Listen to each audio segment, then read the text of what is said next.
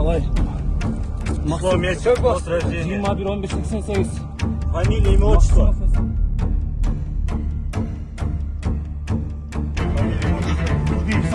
Число, месяц, год рождения. Где работаете? Точнее.